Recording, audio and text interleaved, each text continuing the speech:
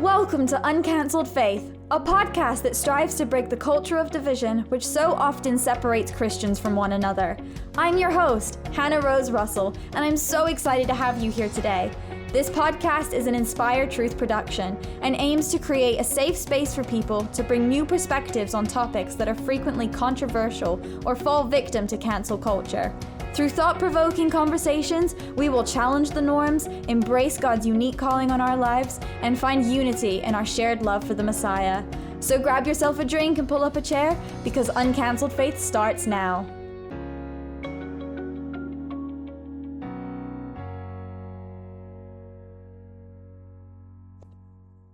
Hi. Hello to you, my dear friend. How are you? I'm doing okay. I'm doing all right. No complaints here. And I'm so glad to be on a little break very short break from the, adventures, the pain, the trauma that is my military service. Even today, it says died earlier as we slept because, we don't sleep necessarily at night as we defend Israel, but what people don't really talk about is there was another 3 seriously injured. Yeah, last night while we all slept. And people don't usually talk about the injured. They usually say 3 died. I guess everyone else is just fine. Well, it's one friend of a friend just got out of the hospital after a year of since October 8th, so not a year, but it's after 8 months of just trying to get to be released from the hospital to even go home to recover. So yeah, it's a time. It's a time and a season. I can imagine. How long have you got off until you go back? Oh, that's it. I have to be back on Sunday morning early. So it's 2 days, and it's now Friday. The time is escaping quickly escaping, and I am enjoying every minute, being with the kids, being able to take care of the Aliyah Return Center, our charity, to help families that have run from the rockets. Friends of ours, their congregation where they gather, got bombed by the Hezbollah, internationally known terror group called Hezbollah, illegally occupying southern Lebanon, and they bombed our country. We didn't, why? Some people they try to find a reason, like, oh, maybe we stole their land. No, that's Lebanon. Houthis, that's Yemen. Iran, that's Iran. No, we didn't do anything. We have to retaliate and strike their people as they bomb us, but we didn't start it. They started it. They unprovoked, shot us, and we have to defend the defenseless, and it's a journey. Yeah, it's always interesting where the news decides to broadcast their stories, because meanwhile we are counting down what's happening here in the north, and yeah, and like no one's talking about it. I'm talking to my cousin and she's like, "Are you guys okay? We're not hearing anything." And I'm like, "We're so every once in a while we're just waiting slowly but surely of what's going to happen next." For sure. It takes a lot of faith. I think people that haven't had to have war on their soil for many, many years. Now, hasn't had warriors in Mogadishu. There was the Operation Enduring Freedom in Iraq, and there's heroes that have stood to defend America, and other countries have fought in Afghanistan and fought in different places, but war on their own soil, it's been a while since most of the people that we talk to have experienced what it's like, and so it's different for me to have to experience that war on our actual houses, on our life, and we have to stand and go defend ourselves, or else we'll be overrun, and we truly will enter into the tribulation, the zombie apocalypse, the Nazi apocalypse. It is intense. We're seeing how things are going. You're taking everything day by day, as I'm sure you are as well, because when you go back to Gaza, you're just like, who knows what's going to happen, and then you're coming home. Yeah. It's a lot of uncertainty, for sure, and people they sometimes ask me, like, how do you juggle it all? You have a family, 3 children, Matia, Hadar, Nadav, Deanna's my wife, and then of course I'm a sergeant major in the Combat Engineer Corps Elite Unit for Special Missions. That means special missions means not regular missions. Tunnels and what I described, that's not a regular mission. Normal soldiers, stand at point. We have sensors, drones, robots. We have special tools for special jobs as an elite, like same thing as Shetit, which is like the Navy SEALs, Shetit 13. Or we work with them. We work with Matkal, and of course also with the regular battalions like Alexandroni. Those are the guys who died hours ago. Was from Alexandroni. We work with them. We work with Givati and many of the battalions, but also with the commando, the blue-white commando, it's called, which is a conglomerate. We do the underground missions. Right. That's us. Oh my goodness. Well, we're going to get started. Even though we've had like an intro already, I'm going to just say the quick intro and then we're just going to jump in. I might repeat some stuff. No, it's okay. Repeat. People need to hear it. Welcome back to the podcast. This episode is probably going to be one of the most controversial conversations I have to date as I introduce you to Chaim Malespin, a combat engineer in the elite unit YaHaalom. I've known Chaim for over 10 years, and I'm so grateful he had the time to sit down with me as he is working tirelessly fighting Hamas on the front lines in Gaza and raising humanitarian aid through his organization, the Aliyah Return Center. We're going to talk about a lot of things today, including debunking the lies the media is publishing and sharing firsthand accounts of life in Israel since October 7th. So buckle up because this is the most important episode Uncancelled Faith has aired. Chaim, thank you so much for being here. I know life is crazy right now, but how are you? Wow. People do say, how are you holding up? And I'd say it is hard to juggle, being a dad. I have 3 children, Matya, Hadar, and Nadav, a wife, Deanna, and as well as being a sergeant major in the Combat Engineer Corps Elite Unit, like you just mentioned, YaHaalom, Diamond, for special missions. And special missions aren't regular missions, are they now? You have to have special tools, sensors, drones, robots. Sure, we work with the elite group, the blue-white commando. I'm a commando, actually. It's my actual description. And so you work with Shetit 13 and with Matkal. It's like the Rangers, like the SEALs equivalent. And we are the tunnel, busters. Who are you going to call? You got to call YaHaalom. Because there are many tunnels. Yeah. And I've been inside them. Sinwar's tunnel. Muhammad Sinwar, not Yahya Sinwar, it's his brother, built this and all kinds of tunnels and destroyed them, find them, destroy them. And that's actually a command by Moses. Destroy them. That's the Bible, when the enemy comes upon you. And, people say, how am I holding up? And I'd say, well, it's a lot of prayer. It's a lot of processing. People who don't process sometimes commit suicide. That's, happened even to some believers. So you got to give it to God and to say also a choice not to fear. That's a choice. Fear is a choice. And I'll just really fast, this isn't what you asked, but a friend of mine, a friend of a friend, couldn't get off the couch, was laying on the couch. And I said, stand up. And can't. I said, did you? She said, no, I just watched the news and I got so traumatized from the news that I literally got vertigo and I can't stand up. I said, that is so weird. No, fear is a choice. We don't let it in. You know what I mean? We boom with the power, deflect the blows. And there's a lot of fake news going on. But yeah, I'm so honored to be able to say I am strong in the Lord. I do feel that I am of sound mind, and I feel God's kept me through this war and many other wars, including in Lebanon. I fought in 2006. The Hezbollah group who's shooting at our houses now bombed a congregation of my dear friends. We rescued them in the Aliyah Return Center. But yeah, to answer your question, God's taking care of me. In short answer, God's taking care of me. Yeah, it's life right now. I think we're all feeling it. I know that there are friends, family, Jews, and those connected to Israel outside of Israel that are feeling it, but it's so different when you're actually here. It's been 8 months, so I've really struggled with exhaustion because the tension is constant. That you're on high alert all the time. You don't know what is going to happen next. And I remember just this week, I think, God reminded me, of Matthew 6 of just saying, don't worry about anything. And I've got you. Like, of course, God is going to protect us and he is going to tell us where to go, what to do if we are going to be vigilant in asking him and seeking his face at these times.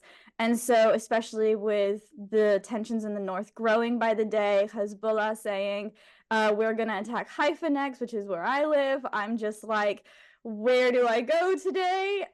How much do I take? And all those different things. So we're all definitely feeling it in different ways, but like you said, it is a choice, and it's how are we spending our time? Are we meditating on the word and spending time being close to God and listening to him, or are we feeding into this fear that the news is creating? True. True. And I think declaring the words of God, promises over Israel, we happen to live in the country with the most promises of God. And I'll before this interview is over, I'm going to be reading some of those. I have them written out here. And there's so many promises of God, of the future of Israel, even through the trials. Israel's no stranger to trials, to war, no stranger to, maybe America has become a stranger to war. Maybe England has become a stranger. We have not been a stranger to war and to people wanting to kill us all, and for demonic reason that they make up. And no, we don't control the media. No, we don't control the world. If we did, I think the media would look a little different. Yes, but, it would. Right? But I will say this is being a dad, and I just don't want my son, Mattia, my older son, who will go to the army. We all have to serve. Women and boys and girls have to all serve age 18. Able-bodied people, it's the law. And I don't want him to have to deal with the Gaza situation. I mean, he'll do patrols maybe, but I don't want him to have to go through a war like I've had to go through. And as a dad, I just think, am I a good shepherd? And I put this on Fox News, Newsmax, the Rebel Nation. These are great news sources. So I've been able to be on some of these. And of course, 700 Club, CBN, TBN, my buddy Eric Stakelbeck, the Watchman. I'm about to do something with him now. But the important thing is, I put this out there, and my main theme is: are we good shepherds? We say we follow the shepherd, right? This is the theme. The Bible gives a judgment in Ezekiel and in Jeremiah against bad shepherds. What's a bad shepherd? Well, one who does. Maybe you say, "I feed my sheep." God said to Peter, Yeshua said to Peter here in the Galilee. I'm at actually Galilee, right? Tries to grab the lamb. Well, I'll smack it. A lion, a bear. I will go use my shepherd's staff. For me, that's a M4 rifle, flat top. But you take your shepherd's staff and you go and defend the flock as well. That's what a good shepherd means. And if you want to be a bad shepherd, go read Ezekiel, go read Jeremiah, what God does to the bad shepherd. We follow a good shepherd, and we have to also be good shepherds. That's my main theme that I keep going back to throughout this whole war. Amen. And look at what you're doing. You are paving the way so that when it is your son's time to go into the army, hopefully it's going to be safer and less intense. I know our friend Joshua Aaron, he's been terrified with Emma being in the army. And I know that those first few months I was messaging them. I'm just like, we're praying, we're here. And yeah, I can't imagine what it's like to have that. But there are so many lies, and when you're there, this might sound really strange, but hey, I don't own a beautiful beachfront house on the beach, one of the most beautiful beaches. I'm not given over $8 billion since 67, when Egypt gave up they started a war with us called the 6-Day War in 1967, and they were beaten as on your life. You have a Palestinian state. We offered them a state 5 times, and 5 times they've rejected it. Hamas has attacked us time after time after time. But my point is, they got $8 billion, and they live in the most gorgeous. Some of the houses are really, really nice. I've stayed in some of the houses, and so here's the thing: is I say to myself, man, why in the world are we? Let's say we had David Ben Gurion, our prime minister, our first prime minister. He said, let's build a life. Let's build school. But their leaders, like you go back to Ismail Haniyeh, you go back to the leaders that have been raised up Hamas and received all this money. They decided to build terror tunnels, more than the entire new But I'm just saying that if I received $8 billion and received, let's say you show up to Syria with a suitcase with $1 million, Mm-hmm. you'd be a hero. You show up to Iraq, Baghdad with 1 million. You show up to the Syrian civil war with $1 million. It's like they receive so much aid and jobs working in Israel, and so much. This is not shown in the media. It's not. The houses Nope. are great. I don't have a house. Why don't you give me one of those houses? Have forced them into a victim mentality, forced them into a brainwash that they have to go occultic, and bow down to the devil and form a death cult and become the Nazi zombie apocalypse and try to wipe us off the map. And they built this network of tunnels. But my point of this whole thing is, it's not what the media is showing. That's my point. And I'm like, they could have chosen a different method. Why don't you do a subway? Oh, no, we want terror tunnels in order to destroy and kill and hostages in there. We have it all set up with cages for hostages because we want to kill the Jewish people. Well, why don't you do a subway system, an actual subway? Why don't you do a train? Dude, you mean a train for like Holocaust, take them to death camps? No, not a Holocaust train, a regular train. Why don't you build schools? Oh, a school with bomb underneath, school with missiles underneath that we can shoot the Zionists, we kill them. No, regular school. Why don't you do regular school? And so people don't get that until they see the 37 hospitals have been used as a terror base. What country has 37 hospitals in the area here? Syria? Does Lebanon even have 37 hospitals? So they just don't show this, and it's unfortunate that people are seeing the truth. And this is why I wanted to have this conversation, because no one is talking about it. They're always like, oh, free Palestine. Oh, they're being oppressed and all this stuff. And I'm just like, but also it's not Israel's responsibility because we gave them Gaza for them to govern. And they're the ones who elected Hamas, who are choosing to use all of their money for terror stuff and not for their people. Right. It's so unfortunate. It just goes to show me, though, there's a verse in Proverbs that says, where there is no vision, the people, and the word is not actually perish in the Hebrew, the people mitpareah, the people mitpareah, go anarchy, crazy, they go wild. And of course, as a result of that, they perish. But the actual, they just go anarchy. Any country could learn from this right now and say, we don't want to fall into anarchy, fall into lawlessness. We want to be righteous. And I really think it all comes back to the Judeo-Christian principles. And we can see what happens if you raise your kids. And they were kids. In 2005, when I went in there, into Gaza, and many people I know have served in Gaza back in the time. It was a great place when there was 21 villages of Israel. Gush Katif isn't just one settlement, town, village of Israel in Gaza. It was great.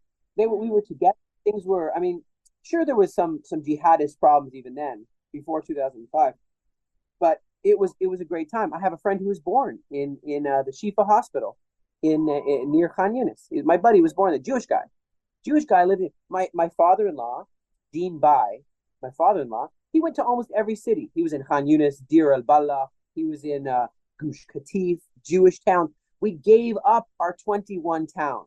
Mm-hmm. We gave them a Palestinian state. What are the results of that? These young kids have now grown up. And now some of those are still pretty young. Some of them could be fighters, could be 16, 17, 18, 19, 20, 21, 22. Some of these young guys in 2005 were just kids. 18 years later, now look at them. They are joined the Islamic Jihad, joined the Lion's Den, joined the Al-Shabiba brainwash camp, the Hamas, and have joined the death cult. That is the reality that we have to recognize for our own countries. If anyone lives in a free society and wants that to remain that way, then they might want to take some notes from what's going on. Israel always feels like it's like the canary in the coal mine. You have a canary in a little cage inside it when you're in a coal mine, like the Seven Dwarfs. And then before they go to see Snow White, and then there's a canary. I think even in the I want to go review the video again and see if there's a canary in there. But there's a little cage where they have a bird, and this bird will smell the like if there's a poisonous gas that they Right. hit with pickaxes, and then the canary will die or go crazy, and they're like, oh, something's going on that we didn't see yet, and they'll hi ho back home. I've really taken this analogy far, and they'll go back. So is that bird canary in the coal mine? We can see what's going on, and people should take notes. And that's what Israel's been doing. We've been like the canary warning the world, this is what is going on. And they're just like, oh no, it's all on you. You're the ones causing genocide. You're the ones in an apartheid state. All this stuff. And it's just like, just wait. Because in a minute, like we're not gonna be like the canary that something's happening and we're gonna drop dead. No, we're gonna rise up and become like a falcon and overtake them and everything. But then with what's happening now with Spain and Norway acknowledging Palestine as a state, that means that they now will be allowed to go to these countries and just wait to see what's going to happen.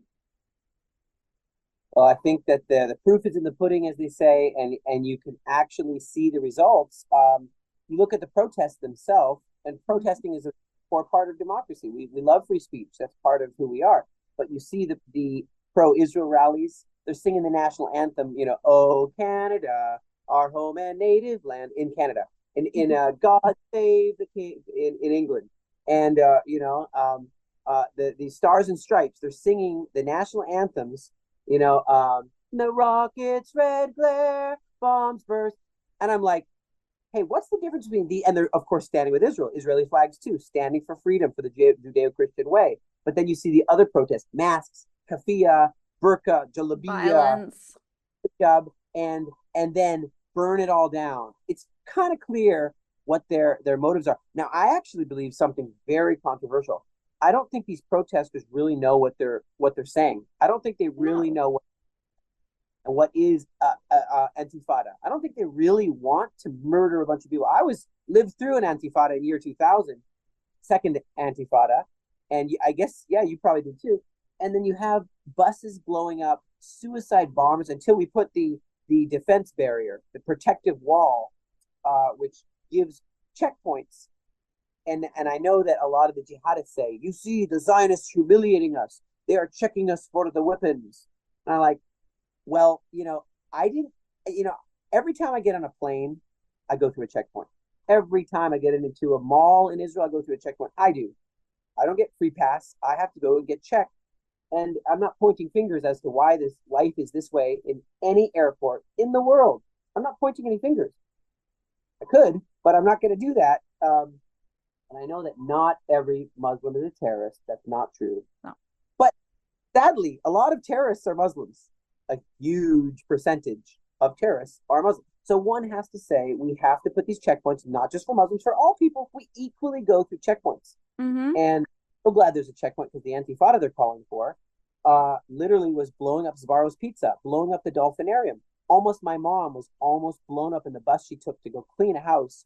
She was a house cleaner.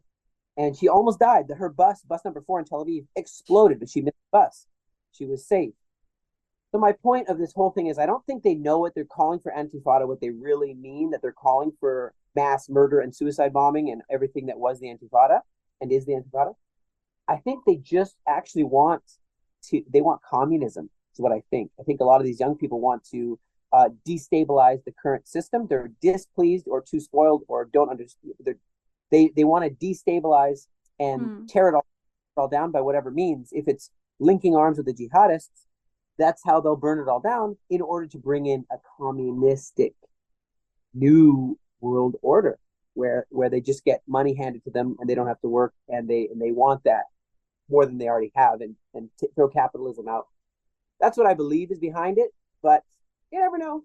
Maybe they are jihadists. Do you think they would succeed? Because I remember seeing something about how, when Hitler came to power in Germany, where did he go first? He went to the kids. He started the Hitler Youth Schools, and that is how he built his army. And so we're seeing that with the college riots and encampments. We're seeing that in all the protests going on. It's like, you don't even know what you're saying when you're saying from the river to the sea. You want peace? That's not how you do it. They don't, yeah, you're right. I don't think they really understand, sadly, in a university, even Ivy League universities, that they understand that they're calling for the complete destruction of one of America's closest allies. They're calling for the complete murder of all Jewish people here in Israel, where we live, because from the river to the sea, free from Jews, free. What we're and they don't know that that Arabs and Jews live in peace together, live and go to the supermarket. My wife and I, in this little rest I have here from the front lines, the army actually paid for me to get a massage with my wife, a couples massage, and yeah, it was a Muslim lady who was and we both and so she was really, it was really every muscle, every bone, every carrying all the heavy stuff. It was so nice. But a Muslim lady, this is normal. They go in they're in the police, they're in the government, and I was like, people that are saying apartheid, shame on them. Shame on them for lying. No, South Africa did that. There was a test done a social experiment, let's call it, social experiment. And in Tel Aviv, the wonderful, fun city that everyone likes to go to have fun and eat in fancy restaurants. So there was a bench on Rothschild Street. And so what happened is that a person did a social experiment and put a sign saying, no Arabs allowed to sit in this bench, which is what South Africa. And you should see Jewish people getting infuriated. Who would dare say that my fellow citizen, an Arab citizen, can't sit on a bench? They can sit anywhere they want. They can do whatever they want. How dare they? They took the sign, and you could see a video. It's a video of them just kicking it, giving it the knee and punching the sign, and you put it back, a different sign, and see what happens. And passers-by, Jewish people getting enraged, because that's not how it is. But people dare to lie about us in such a way and actually say we're an apartheid state. Well, shame on them, and they should, learn something. They should come here and find out for themselves. I was on the train yesterday prepping for this podcast, writing out all my questions with an Arab family all around me speaking in Arabic. That's just normal. Yeah. And here's what people don't want to receive in these Ivy League universities. They don't like Hamas either. The Arab don't want Hamas to rule here. They don't want all Jewish people to die because it's a way better life here. And they've chosen, and you know what? They would be murdered by Hamas. And look at the videos, but of Hamas absolutely murdering women with a burqa, Muslim men, murdering them because they're dead. They're not even, their form of radical Islam is even beyond Islamic rules, I think, in some way. They're just very, very strange, some of the stuff they did. Why murder a Muslim man? Because he's a collaborator with Israel, you think? Yeah. And it was sad to see, them just massacring people. And I was there, of course, I go into all that, but I was called up on the 7th of October. So, and I've been continuously serving since then with a few breaks here and there, like now. Yeah, I don't think I will ever forget the moment my dad told me that Israel was at war. It was Shabbat mornings, the Black Sabbath, and I woke up completely oblivious, ready to go to church, and Dad's just like, Hannah, we're at war. And I'm like, you've said that so many times, nah. And then all the videos are coming out. That, I think, was the most shocking part for me, was how publicized October 7th was. It wasn't like a massacre that happened days before and we're just finding out about it. No, it was real time, live videos going out, like all of this stuff happening that we were seeing it immediately. And so how did you hear the news, and then what was your reaction? Yeah, well, everyone who serves in the army also does reserve duty. So so the way you get activated for reserves is you are a robot voice will call you, like you are activated. You also get a message. You are activated. Report immediately in Hebrew.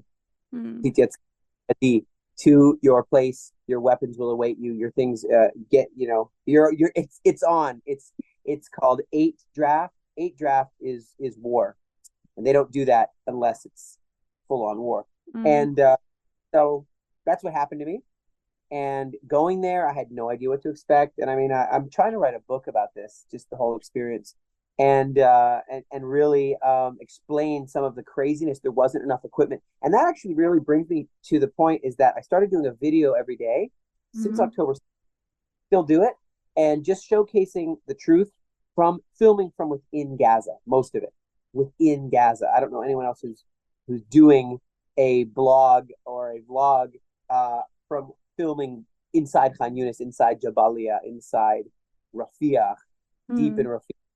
Rafiah, and always it's an encouragement because I know that it's the war is also mentally hard for people, and so I'll go and I'll give an encouraging verse and so on. But I realized that also people were missing very basic things like a ceramic vest, like a helmet, and one second, people were missing basic things that they need. And I realized that since I run a charity to help the immigrants, and there's immigrants that were coming since the Ukraine war, and immigrants coming here from Ethiopia and from anti-Semitism all over the world, we could also help the soldiers, those who are missing tactical Mm-hmm. gear, tactical gloves, anti-burn uniform, which the tunnel blows up with a Klimagor mine or a TATP TNT blast, and you don't light on fire because it's expensive. It's like Mm. each vest is like $1,000 each one. The helmet, one helmet, technical helmet's like 1,000 shekels. And but we've been able to help a lot of people through just people who give, and I hope they'll continue to do that and recognize that it's still a huge need. Amazing. Yeah, because that's another thing that we are seeing in Israel is how we're being told that we have to give aid to Gaza, that we need to be looking after them, that they're starving, that they're this, that they're that, so we have to send everything over. Meanwhile, our soldiers don't have some uniforms. Like, there are organizations all over Israel who are having to raise money, and outside Israel, so that the IDF will have the equipment they need to stay in Gaza and to stay in this war because they don't have it. Yeah. Yeah, and one thing about guerrilla warfare against a conventional army, you think of, and there's different wars like that. Like, for example, the Vietnam War, that was a guerrilla. The Viet Cong was a guerrilla war using tunnels too. Nothing like what we're Mm. seeing. Nothing like what we're seeing. We're doing some of the hardest urban warfare scenarios and spheres of conflict that exist in the planet, more than Afghanistan, tighter Mm. than Kabul, and harder than fighting the Taliban because of the network of tunnels. But so when a conventional army doesn't fully win, it really loses. When the guerrilla warfare doesn't fully lose, they win. Let's say if Mm. there's like one guy left, and he's like, I declare victory because I didn't fully lose. Mm. It's like, one. And so that's the weird thing about conventional versus guerrilla warfare. And that's what we're dealing with. So what was it like going down to the south on October 7th? You just don't know what to expect. And I've been in wars. I'm not new to this. I've served in many wars in Israel with Gaza too, but Mm. not also global impact. But you go there. There's buildings on fire. Well, first the hardest part was the beginning. We weren't even going in. We were spending a lot of time just trying to get them out because there was thousands of terrorists. They brought food, they brought supplies, they brought rocket launchers, and they're the Nukhba force. They're very well trained. Same thing with the Hezbollah, by the way. Very well trained. They've trained in Afghanistan. They've trained. They fought in the Syrian war, civil war, and they've got a lot of urban warfare training. Very, very trained with 160 or so thousand rockets aimed at our power plants, at our trains, at our. It's what's going on right now is really, and we're looming. We're right now. The war is looming to the place of almost any second now it could break out, and we Mm-hmm. keep the lights on with a generator and a gasoline and food storage. That's literally, and I'm not a sensationalist end time scenario person, but that is literally what's get the gas masks out, and that's where we are now. But Mm. go like that, you don't know what to expect. You're getting missiles are falling everywhere in Israel. The in Israel was, and then you go and see all these houses burning, just one story to give you a little picture. One story. My friend, he developed some sort of a stutter, kind of his jaw will kind of tighten. And we were like, what's your deal? What do you see when you close your eyes? Close your eyes. What do you see? And he's like, well, I see October 7th, and we're there. I called up, and I see this one tree on fire. There's a tree just on fire. They lit a lot of areas on fire. It was smoke everywhere. You're just driving down the roads to all the kibbutzim that we love to go visit, Be'eri and Nachal Oz and Kfar Aza and all of them. And Re'im, where that party was. It was really a peace festival. The reason why it was there is they really wanted to show, we're children of the future, kind of like Woodstock or something, and we want to Mm-hmm. be. They didn't have God at the center, but they wanted to showcase that they are. And a lot of those people would do soccer games with Gazans. A Mm-hmm. lot like will arrange jobs for them. They'd clean their houses. They'd really have a close proximity and relationship. And so they didn't know that they'd come in on paragliders and come in with the white pickups, Isuzu, and machine gun people to death and blow people up and chop off limbs and arms and heads, like saw people's heads off. I've seen, and burn people alive. So my friend, he closes his eyes and he says, I see a tree on fire, and I see a woman on fire too, and her face is gone. I don't want to get too graphic, but her face is gone and she's screaming, and he tries to help her, but she dies. In short, that's just the short version. And Mm-hmm. so he says that is really affecting my sleep patterns and stuff. And I said, I don't blame you. And a lot of that kind of stuff, and that's even before going into Gaza. You know what I mean? All Yeah. that's all in Israel. Mm-hmm. How's and you don't know where they are and how many units of the Nukhba, which is the elite trained of the Hamas, uh, part of the Izaldin Qassam brigades. And so there's a lot of that. And I don't want to go into too many stories of people getting their arms hacked off and their genitals chopped off and getting raped, even guys getting raped by that. That's just some very strange behavior, to say the least. Doesn't sound even Islamic. That's what I'm saying. It just seems like they Mm-hmm. are of the enemy, possessed, I'd say, by Yeah. because the only way I can explain it. They But then going into were absolutely just completely nutcases. They were, I think I heard a report that they had like taken something before going in, so it was just they just became complete monsters. yes, yeah, the Captagon drug. It's called Captagon, and it's like a speed, like taking speed or something I've never done. Mm-hmm. But I even want to push back on that a little bit, and I want to say I was thinking I'm not going to do this. I will not do this. But I thought me and my army team put on a reality show and say this is day one. We are all going to. We have guns. We have everything. We are going to all take Captagon drug as Jewish Israelis. We're going to as a reality show. Okay. Now let's see what happens. Okay, so you start. Is that going to and in the show? Am Yeah. I going to go and rape a bunch of people and no, I don't think so. I don't think that that's what's going to happen. The drug can make you more energetic or more like speed or cocaine or something, but you're not Mm-hmm. going to go do what they did. So I can't even blame the drug for what they did. I blame the devil, uh, Mm-hmm. their worship of the devil for what they did. I don't think that. I mean, sure, there were some of them were on Captagon, but you know what I mean. I can't Yeah. blame the devil for Yeah. that. But as someone who was there from the beginning, seeing all this, what's your reaction then to how it's October 7th, it's being broadcasted some, but it's also not being remembered worldwide. There's people who still don't know what's happened, and then there's still protesting and things. So then here they are, people have never been here, they don't know the situation, and then we've got all these hostages still in Gaza. And yet the world believes that it has a right to protest against Israel without knowing all the facts. So as someone who's risking his life in the war, what are your thoughts on these protests, this rise in anti-Semitism that we are witnessing? Yeah. Well, I'd say that when you receive billions and billions and billions of dollars to our American universities, Canadian universities, European universities, and people think, oh, I guess that they're just very generous. I guess they have a lot of money and they're generous and they just want to help the West. They don't want a caliphate and Islamic empire to arise to defeat the West. It's not what they want. They just want to be Mm, generous. They're just generous. They have a lot of oil money and they're just generous. I would push back on that. And I'd say, I don't know if it's just generosity. Maybe some of it is, but I would say I think it's more of an indoctrination plan Mm-hmm. in the minds. And even to say, like, you've heard this before. I know you've heard this.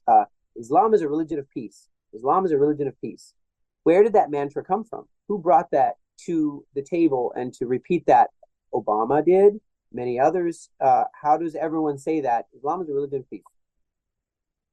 I'm not saying it's not. I'm just saying, where did that come from? It came from an indoctrination. That's just one of many ways that an indoctrination can happen. And what I do think, though, is that we have to recognize that the results, just like I said, the indoctrination of the young Palestinians, quote unquote, so-called Palestinians, they're refugees, Arab refugees. There is no such thing as a Palestinian people or a distinct tradition or dress code, which is Palestinian. There was Mm-hmm. a war that they became displaced, very sad. They became displaced people for 76 years. That's very not cool. And that's something that does need to be dealt with. But my point is they got indoctrinated with this, victimization. You're a victim and you need to, spend your life, and your goal is just to murder a Jewish person or many Jewish people, innocent children, women, doesn't matter. And then you'll get the paradise, like Valhalla, like Mm-hmm. Garden of Eden, and you'll get these 72 virgins, and you'll, eat all this fruit and all this delicious stuff. That it just shows me that indoctrination can happen on various levels. And you talked about indoctrination. I believe some of Mm-hmm. these schools have been affected by indoctrination, on maybe a different level than that. But we Mm. got to be about the goals that we and see, because then you see the results of that. Yeah. And you can, but you can go extreme, which is actually doing an October 7th on a bunch of innocent, wonderful people that only want peace. Okay, and then you have a level of being anti-Semitism rising. And I wanted to actually, if it's okay, to bring up here a little, just a little numbers, some numbers here really quick. Um, so here's what it is. I'm just going to go some numbers starting with the U.S. Nearly 400% increase in anti-Semitic incidents since October 7th, including Mm-hmm. harassment, vandalism, assaults, and there's also a notable increase in Aliyah requests. Aliyah, of course, is what I run the Aliyah Return Center. Aliyah is the return of the Jewish people, just like you did, just like I did. We made a immigration, and it's written in the Bible that this would happen 700 times. God talks about, I want the Jewish people to gather here. Why? Maybe he wants a welcome party for the Messiah's. Jewish agency reports a 20% rise in Aliyah applications in the U.S. Germany, also a spike of reported 2,249 reported incidents from October 7th, of all kinds of violence, uncalled for violence, Mm. unprovoked violence, danger. Everyone's having to hire in every synagogue to hire a security detail. The police maybe are, maybe aren't protecting. And then you have Mm-hmm. a 50 in Aliyah from Germany of Jewish people. Okay, what about United Kingdom? There is a 218 218 incidents. Each one of these is like someone getting beaten to death, someone getting raped, gang raped, and so on. And so then you have this surge in 25% increase in Aliyah requests. It's come to us, by the way. They write us and they say, "Will you help us to come home? Will you help us? Will you house us? Give us food?" Yes, yes, and yes. Mm. France, 588 incidents, 588 anti-Semitic incidents in France. There's no-go zones. There's like hundreds of no-go zones where the police don't go. And you have huge 35% rise in requests, saying in Latin America, North Africa, Australia, Europe, United States, as I mentioned, have a 15 to 20% increase as well. So that is a trend that I'm seeing. I'm seeing something's happening with those numbers and the number of requests to come home Mm. to the Jewish nation in the world, Jewish state in the world. After World War II and the Holocaust, did you think never again would truly happen again? Well, I'd like to answer that with also some numbers, because they're saying we're doing a genocide on the Palestinians. That's what people are saying. Mm-hmm. Before the Holocaust, the Jewish population was 16.6 million, most of them in Europe. 16, remember the number, 16.6 million. Jewish people. According to the Virtual Jewish Library, according to the Holocaust Encyclopedia, that's what they say. As of 2020, there is about 15 or so, according to the Jerusalem Post, 15 million people, and a large chunk is in America of that, and a large chunk is in Israel. So we had, all that time ago, in 1930s, there was about almost 17 million, 16.6, almost 17 million Jews. Mm-hmm. Now there's about, all these years, after all the babies, after all this time. So that means we still haven't gotten back to pre-Holocaust numbers. That's what a genocide looks like. Now let's look at the Palestinians. They had about 350,000 people. 350,000. There's their number. After the war that they started, the 1948 they did a war. 1967 they did a war, and so what happened in 67? There was about 350,000 that were there in Gaza. I'm just talking Gaza alone. Now in Gaza alone, about 2.2 million or more Palestinians in Gaza. So what kind of genocide goes? And they're saying it didn't start on October 7th. You guys have been doing a genocide on them from the beginning. Okay, what kind of genocide goes 350,000 to 2.2 million? Mm-hmm. So that's reality. Now you say, could that happen again? Well, we could look at the Bible. We could say, could that happen again? Well, we know there's a Gog and Magog war. We know there's going to be really great anti-Semitism in the world. And for whatever reason, the Judeo-Christian faith, Judeo-Christian values are now on, it's a war over the Judeo-Christian values from the Bible. Mm-hmm.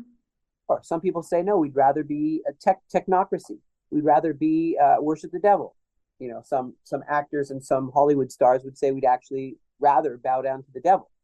I mean, they do that on their events and on their videos, and worship the devil, lap dance the devil. Okay, not okay, but there's those people who want that. Okay, yeah, and so it's really a struggle in a post-Christian Western reality. Will that devolve into actually another Holocaust? I'd say there's going to be a great aliyah before that. I believe that there's going to be a great return, as again, 700 scriptures. Anyone who's listening to the sound of this podcast in their car, on their way to work, on the metro, on the Autobahn in Germany, whatever, you need to get your 64 aliyah scriptures. And I'd love to send that to anyone who can contact you anyway and give their email and name. Well, then I'll 64 key aliyah scriptures, which are happening right now. But also, we have to look at, we're not actually living in the Israel of the Bible, in the sense that the land that we are occupying right now isn't the full borders. So even with that, go ahead. No, because you said occupying, but the land we're living in. Yeah. Yeah, the promised land we're dwelling in is not the full promise. Okay, you're right. Go ahead. Yeah, but what I was saying was, look, for you and me, it's obvious why Israel is at war right now, not only because we're done being bullied, but also there is promises in the Bible that we will have the land fully restored. So for those who are listening, let's go right back to basics and tell them, why did we invade Gaza? Why are we there? Yeah. Well, first of all, we didn't start this war. People seem to forget that we didn't want this. Definitely didn't want this war. We were busy diminishing our army to scarce levels. I mean, where you can hardly any people in there was hardly any soldiers in some of the bases. There was Re'im base that was taken over by the Hamas. Can you believe Israel, Erez, taken over? There was army bases. They also massacred a bunch of innocent children and women and took hostages, 250 hostages or whatever, and killed the half of them. And I don't know what kind of tortures they're enduring. But they also took over army bases, took it over. How was that even possible? So busy diminishing. And that's wrong. We were saying we don't want war. We don't believe war can even happen. There was all kinds of signals, and I'm not going to go into how many signals and that it looks like there's going to be a war, but we're like, no, we just want peace. We don't believe they do that. They're working here in Israel. We love them. They're doing all, and they're getting jobs. Why would they do that? Why would they do such a thing when we're actually the nicest to them? Look at the Palestinians, how they're treated in Jordan, living in tents. Look how they're treated living in Egypt, in the Sinai, how they're treated. They don't have Mm-hmm. nice, they don't even let them in. They won't even let them cross and cross on a tunnel. You should see how Egypt is like. They put four walls up, four walls. Don't let them in. But they're coming in tunnels, and there's all kinds of clandestine stuff going on as we find these tunnels and map them, and the truth comes out. But my point is, they came and attacked us, massacred us. Mm. What do we just say? Well, yeah, our guys were stolen. And what would the question always is? What would Texas? Just Texas. Don't even not even all of America. Suddenly Mexico. Now Mexicans are nice, and I have many friends that are Mexican, so don't take this analogy too far. But love Mexicans. But what if Mexico decided to go and some cartels in Mexico who took over the whole country decided to go and take the ratio there would be about 50,000 people, Americans, ratio of, how many people are in America versus how many people are in Israel. And that percentage wise, take, say, 50,000 hostages, say they massacre, I don't know, 1 million people. And what is America just going to say? Well, I guess they wanted to be jihadists that day. So no harm done. No, I Mm. don't think that. Okay, let's say, what about England and Ireland? They were at odds, right? Say Mm-hmm. the IRA, in Ireland, and they go and say whatever the percentage, 50,000 people taken hostage, massacre, I don't know, 900,000 people in England. Would the English say, "Oh, not a problem, not a problem, not let bygones be bygones"? Right. Pollygag. No, they wouldn't say that. They would get there. They would go and be good shepherds, Mm. and that's what we are doing. And I'd say, what war in the history of wars is as just as this war? Look at all the wars. Yeah. What war is more just than getting your kids back? Your kids back. What war is more, and dismantling so they don't do it again? A group that's an internationally known diabolical terror group. What is more Mm. just? And actually, you're touching on a true thing, is that a lot of things that are happening don't make logical sense. Yeah. They don't make. You'd see, like, for example, the LGBT community. Everyone knows, That and is the most hilarious part for me. everyone knows the way where homosexuals or LGBT community is treated in Gaza, and the way they're treated in Israel. Mm-hmm. Whether agree with that, there's parades going on. There's a whole month right now where they're parading around. Okay, but look how they're treated in Gaza. Look how they're treated in Iran. Hung from the now. I'm just saying. So whether I agree with it or not, it's illogical for an LGBT community to side with the people that are absolutely murdering. Mm-hmm. It just doesn't make sense, right? You're like, you're going to side with Israel, or you're going to side with those murdering you guys. Oh, we're queers for Palestine. Oh, it makes sense. It's It such an doesn't. ox. It's just it's not even. Not I even. I don't I don't. It's so crazy for me. And it's again it's the whole thing of people are just protesting to be part of it, but they don't know what they're saying. They don't, and for lack of knowledge, my people perish. And what I'd say though is also there's a kind of Christian, even in Christian universities, Mm. it's like a spiritual war, because they think, or maybe they think, oh, it's okay for America to defend itself, it's okay for England to defend itself, it's okay for in World War II to fight the Nazis when they were Mm-hmm. doing a genocidal. They're fully written in their charter. Their goal is to destroy and kill every Jewish person. So in all of Israel, from the river to the sea, to kill us all. It says it clearly. They have genocidal intent. The fact that we stopped them is the only reason why they didn't continue to massacre everyone. If we Right. didn't stop, I didn't show up and met my friends and go and stop them in the South, they would have come to every city and killed you and killed all our families, my children, my wife, dead. And now, Yeah. so even some Christians are like confused, because they're saying, no, it's okay for England to defend itself. It's okay for America to defend itself, but it's not okay for Israel too. No, Yeah. it's not. Dismantle and destroy this group. It's not right. Well, why not? Why is it not right? And of course, and then you look at the civilian casualties, and and it's very sad when any innocent person dies. I'm not saying there's a lot of innocent people in Gaza, but when any person who's a non-combatant dies, that's very sad. Very Mm. sad. Breaks my heart. Yeah. It really does. But look at the ratio. In any conflict in the world, I'd like anyone listening to this to find one conflict in the world where you have a one terrorist, 1.5 to 1 to 1.5. There's 1.5 civilians to every terrorist killed. That ratio of terrorist to civilian doesn't exist. It's always like 7 or 9 to every one combatant, Mm. civilians. Talking all of America's wars, all of Yeah. England's wars, and anyone, any war in the world. So people really should be giving the Nobel Prize to Israel. That's what they should be Mm. doing. Guys have Yeah. stepped to the hardest urban scenario, minimalized casualties to a level that none of our countries have done.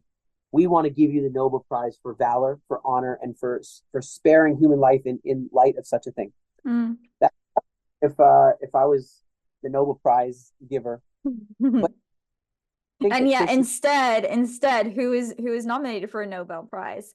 UNRWA and the Palestinian, like all these different health organizations and things. It's like what planet are you on? This counts as peace. And I remember recently, there was the whole big uproar because what is it? Israel attacked a car that was then full of explosives, and they were saying it's in a humanitarian camp. How dare they go into a humanitarian camp and all this, which of course was debunked.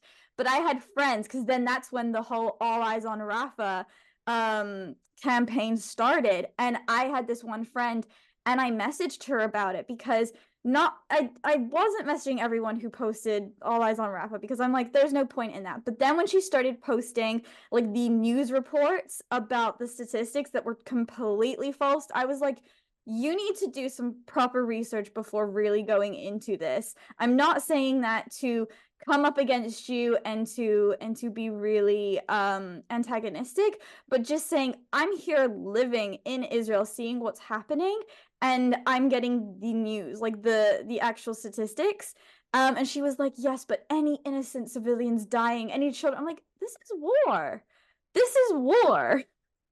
And you know what? I was thinking about this, which is it's really amazing. It's just phenomenal to think that an American sitting president at the time, Trump, Donald J. Trump, at the time said CNN is fake news.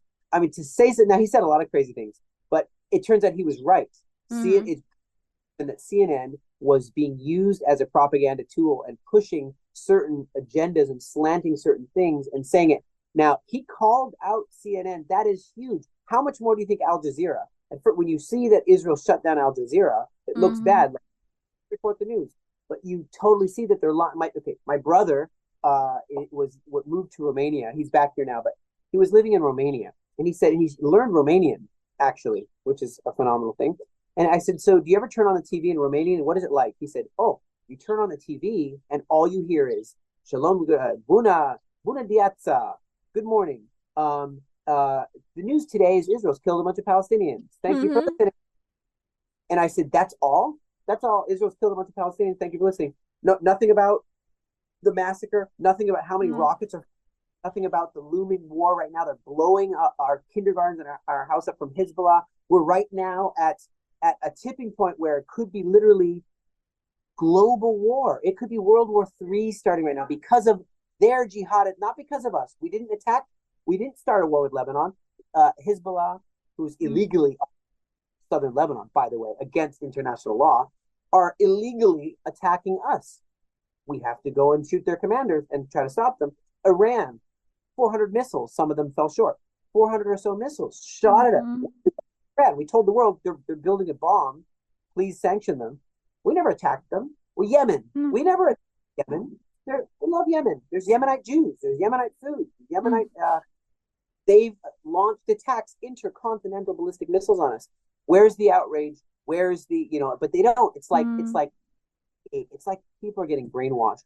But I want to say this: is we did know happen global conflict, and now I'm not saying that Matthew 24 verse 6 and 7, where it says wars and rumors of wars, natural disasters in the book of Revelation chapter 6 verse 12 through 14, a great earthquake, we know that it's not going to be the tribulation fully until we see a great earthquake added to this.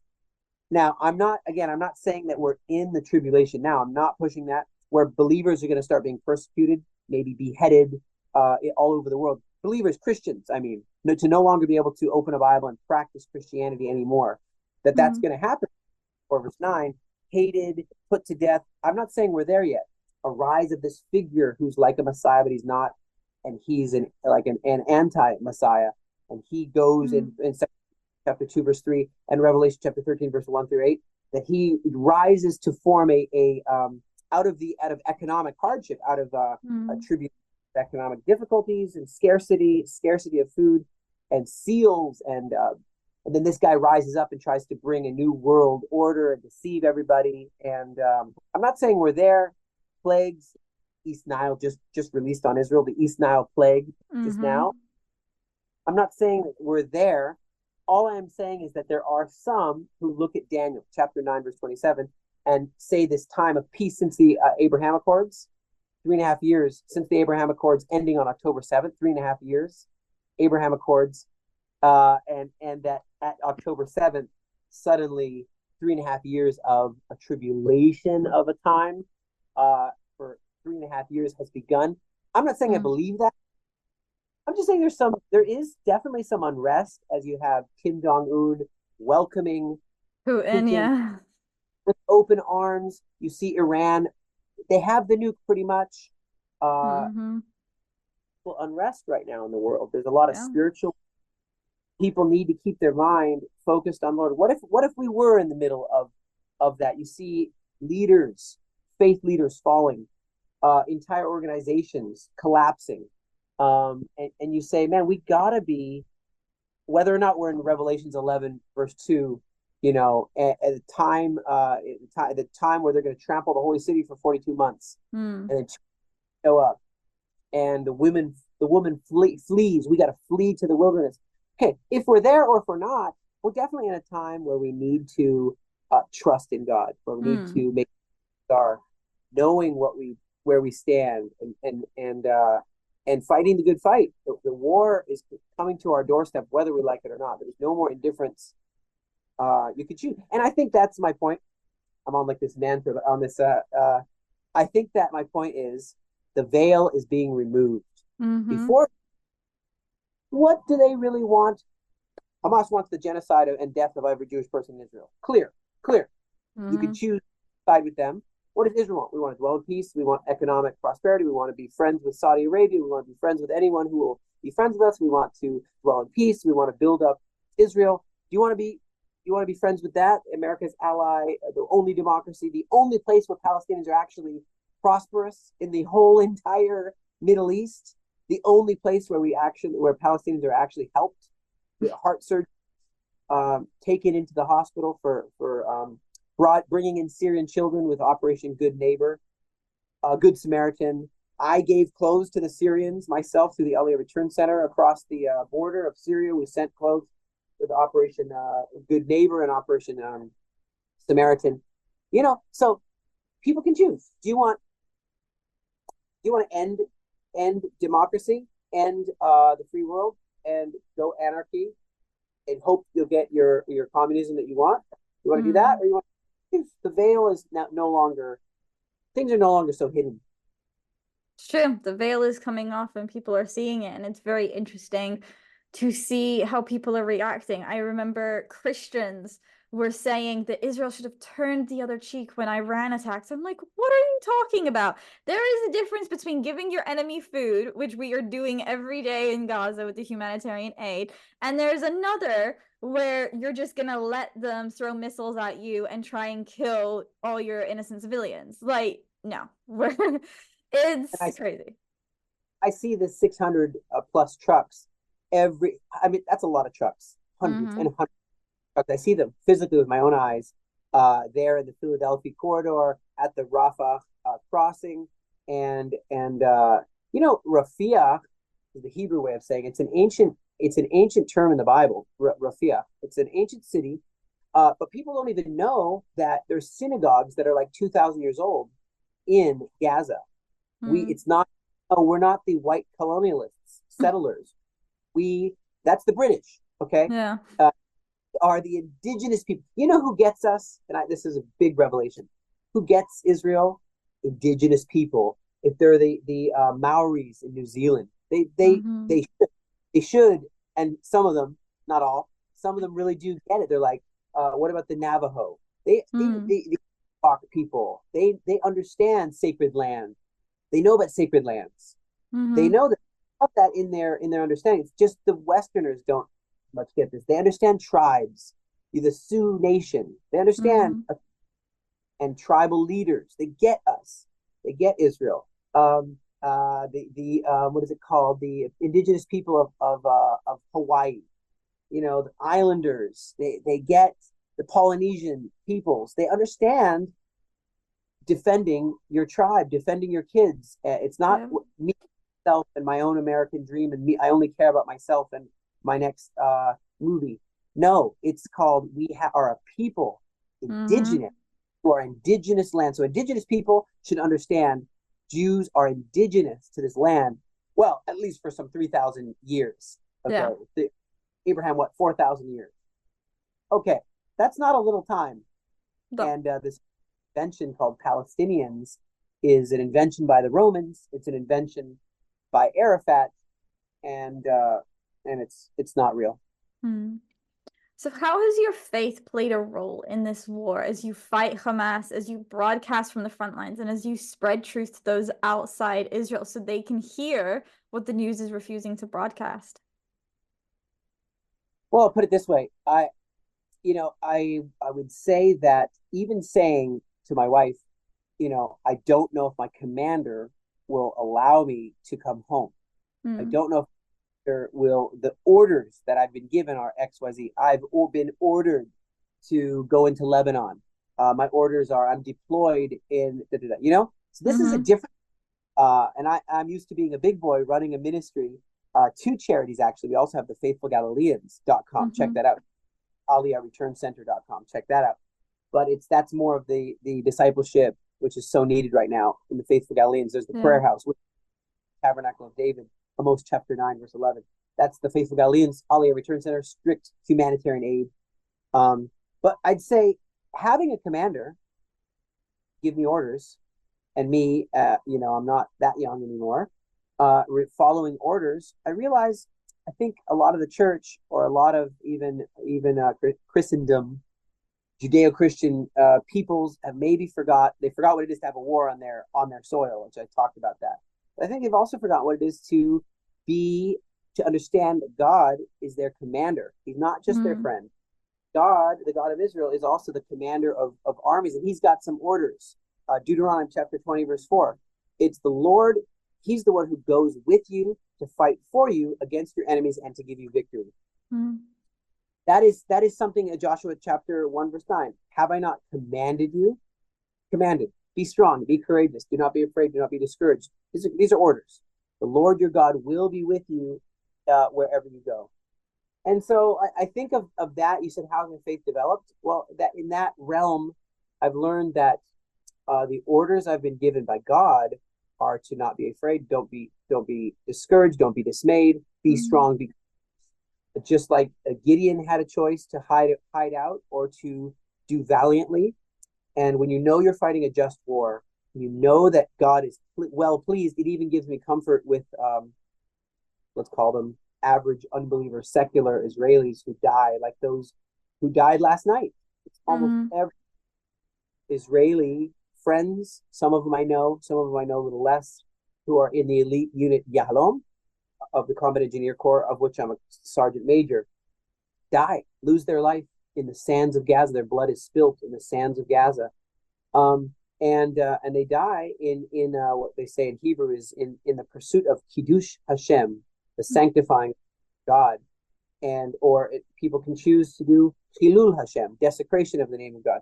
So it gives me some comfort that they, that God is just, and they'll be honored. Their memory is honored because they have risked their life and Mm. given their. There's no greater love as any man than this, that he lays down his life for his friends. And they have done that. and even last night. And sometimes it's people in the battalions, the regular battalions, like Alexandroni. Those were people from Alexandroni and Givati who died hours ago as we all slept. Well, as others slept. We don't sleep. We risk everything. And so I'd say my faith has expanded to know that God is just. He's he's looking after his land. And I just think of Samuel. Samuel had a sword. Samuel would swashbuckle the bad guys, but he understood that it's the Lord, though, that's actually. Well, 1 Samuel 17, verse 47. All those gathered here will know that it is not by sword or spear that the Lord saves, for the battle is the Lord's, and he will give you all into our hands. But, 2 Samuel chapter 22, he trains my hands for battle. He trains my arms to bend a bow of bronze. So you do have to do the work. You can't just sit around. You have to take your gun. You have to make sure you're shooting well and that your pistol is clean and not all dirty. And you have to make sure your machine gun has the chain, the Rambo style chain, bullet chain ready, and not with a jam, so you can do war, but still trust in God. So my faith has developed in that way too. I'll finish with this. For that answer is I wish we could have some more 2 Chronicles 20 verse 15 King Jehoshaphat style worshipers. When he says, send out the musicians, are there a bunch of worshipers that would be willing to go right now with just instruments? You could test it. Go into the middle of Hamas and see how, because I do believe God still is watching over Israel. I'm not saying they should do that, but I'm saying that is what happened with King Jehoshaphat. He said, don't be afraid. Don't be discouraged of this massive army. Don't you know one angel? They just found that some records of the one angel killing 186,000 Assyrians when they came against Jerusalem. Where do people want to stand?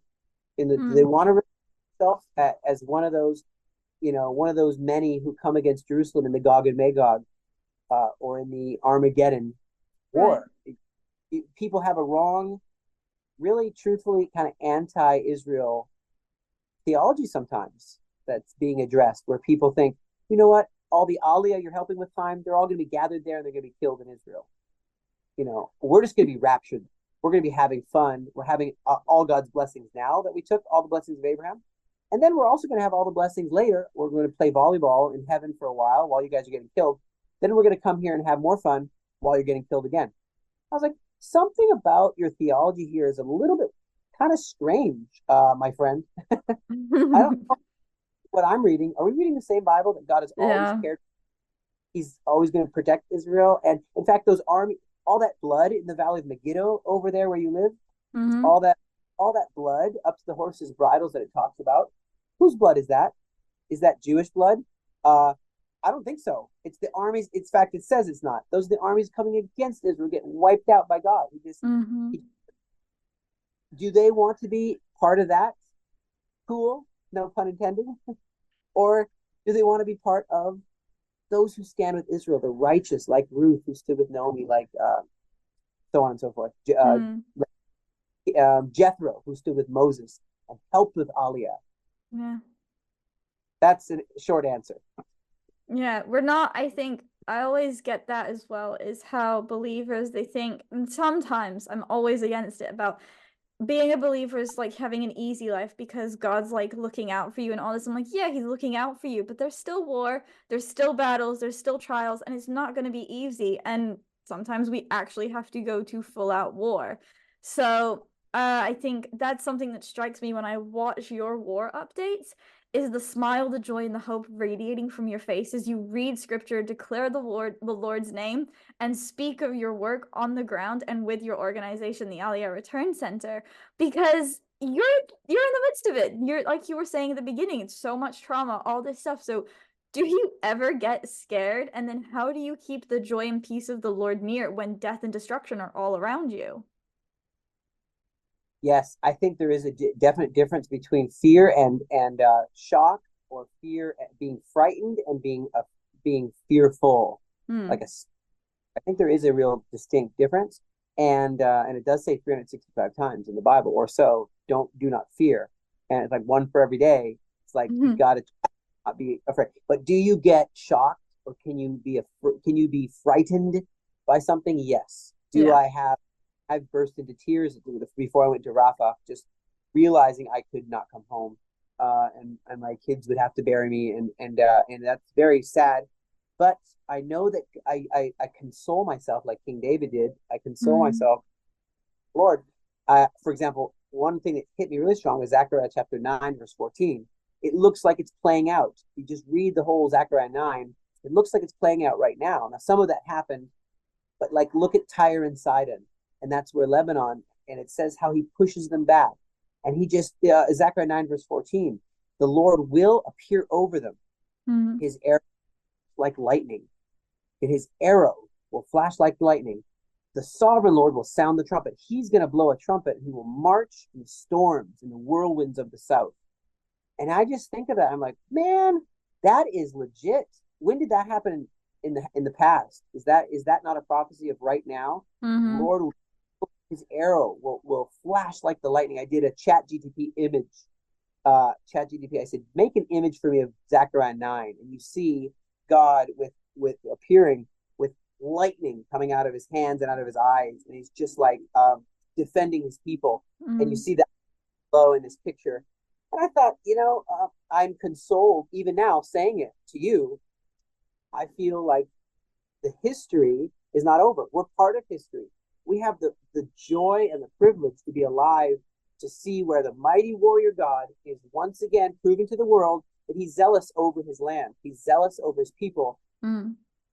No, in fact, we should pray more for our enemies. Yeah, pray for our enemies because they're just going to get annihilated by God. You Mm-hmm. know, the warrior, as Exodus 15, verse 3, the Lord is a warrior. The Lord is his name. He's the God of Israel, the God of Abraham, Isaac, and Jacob. You're going to go mess with the sons and daughters of Abraham and his friend. What do you think is going to happen? You're going to get utterly annihilated, Mm. or utterly cut off in the Bible, utterly destroyed, it says in I think, Joel, as they come after Israel. So I just think that encourages me. I don't want to be in a war. I don't want to have to fight. I don't want to have a gun. I don't want to have to carry grenades around. I don't want to have to clean a machine gun. I Mm. don't want to have, um, you know, do all the stuff to blow up a tunnel, to have to worry about a tripwire or a explosive, and underneath the dust and sand of Gaza that to drive over and we're dead. I don't want to have to risk my life. I'd rather go swimming.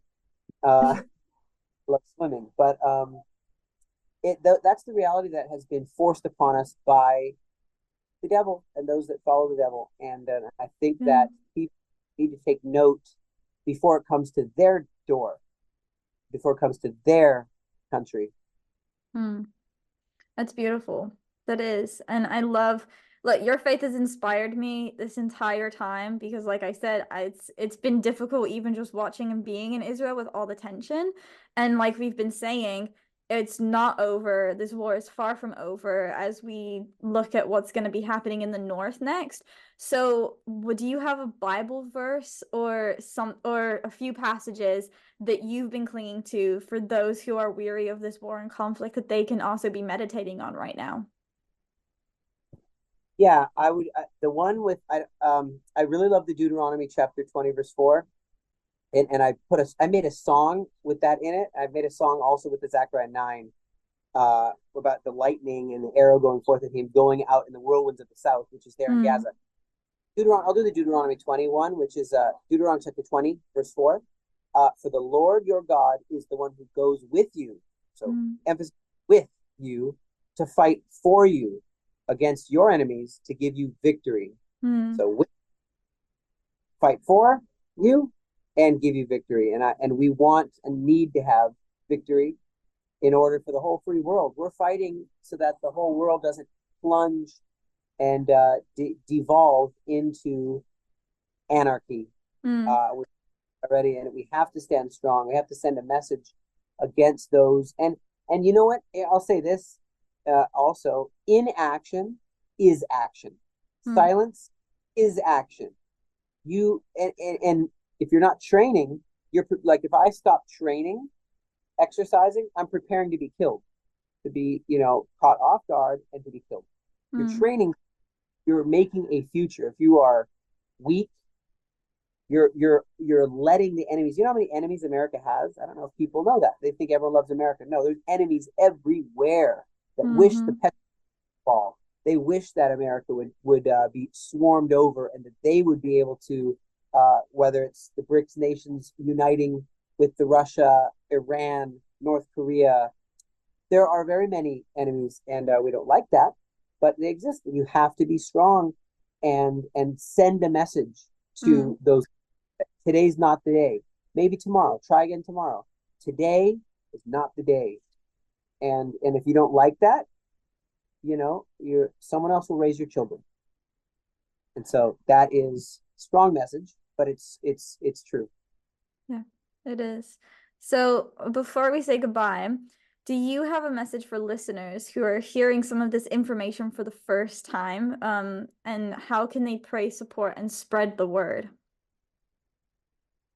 Well, I definitely would say recognize that the Bible isn't a story, only a history. It is our history of the people of Israel, but it's also what we're dealing with right now. The Bible's continuing right now. Verses are coming off the page right now, Mm. and forward prophecy, including the ingathering of the Jewish people from all over the world. There's 6 million or so in America alone that will be coming here. We have a great job to do to participate in prophecy, whether or not someone listening can make Aliyah themselves, or they can just help. They can help with someone. Some people say, I want a time machine. I want to go back to the time of Joshua. Okay, and be a hero with Joshua. Well, you're alive for right now. You don't need a time Mm-hmm. machine of your time, that your legacy, your Hebrews 11 Hall of Faith, verse 39, Hall of Faith. It's still being written. Yeah, you Mm-hmm. can stop being weak. You know, be strong. I would say people want to go back to the time of rescuing Jewish people, hiding them in their houses as the Nazis are. They watch movies like Fury or whatever. They're fighting Mm-hmm.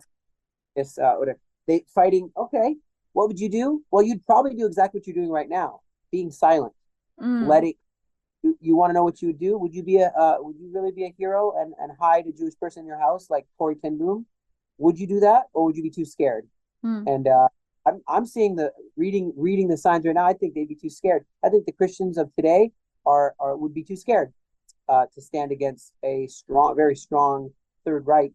What are they doing now? Would they bring their Bibles out like what is it, Anne Frank's diary and the 100-year prayer house that was run in Corrie ten Boom's house in Netherlands? You got to enter in. I'd say enter in. Start interceding for Israel. Start reading the Aliyah scriptures. Send your email and name so we can send you the Aliyah scriptures. Yeah, support. I'm unashamed to say support the Aliyah Return Center financially. Come volunteer. Come be participate, don't spectate, because spectating is just inaction is action. Mm. You're helping by being silent. Yeah. And I'd say God has a great love for all the sons and daughters of Abraham, like the Arabs here in Israel, my dear friends from Gaza, who don't want, they need to know Arabs don't like any sane Arab does not like the Hamas, does not like the Mm. Islamic Jihad, like Izzeldin al-Qassam or the Taliban or the Boko Haram for that matter, or ISIS for that matter. Rational Arabs stand with Israel, Mm. and you should too. Amen. I agree. Well, Chaim, thank you so much for being here today. I am so glad we got to have this conversation, and I hope that those listening have a newfound understanding of all that Israel is going through right now, that we are living every single day.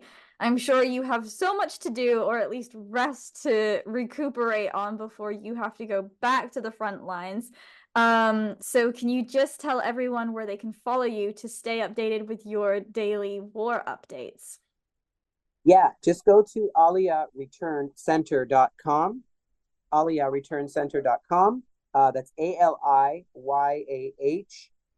returncenter.com, and there you'll see a write-up of every single day, and that's been about 260, I don't know, updates every single day, filmed right from within, often filmed right from within Gaza.